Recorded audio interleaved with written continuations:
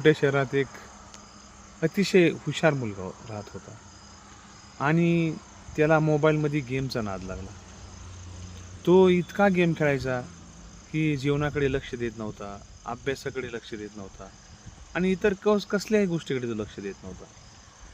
तर एक दिवस त्याच्या वडिलांनी ठरवलं की त्याला एक रोपटं आणून दिलं आणि त्याला सांगितलं, "हे बघ मुला, हे रोपटं आपल्या अंगणात लाव आणि त्याच्याकडे तू लक्ष दे." तर त्या मुलाने त्या रोपट्याला लावलं. 1 दिवस, 2 दिवस, 3 दिवस, 4 दिवस त्या रोपट्याला पाणी टाकत गेला, त्याची देखभाल केली. त्याच्यानंतर त्या मुलाने परत त्या गेममध्ये डोकं लावलं आणि तो गेम खेळत बसला. कारण ते परत त्या रोपट्याकडे लक्ष दिलं नाही. तर कालांतराने ते रोपटं कोमेजून गेलं. तर त्याच्या वडिलांनी त्याला सांगितलं, "अरे बेटा, हे बघ, आयुष्यात जर आपण आपल्या गोष्टीकडे, आपल्या करिअरकडे, आपल्या नात्याकडे आणि आपल्या भविष्याकडे जर लक्ष दिलं नाही, तर त्या रोपट्याप्रमाणे आपलं आयुष्य, भविष्य आणि नातं कोमेजून जाईल."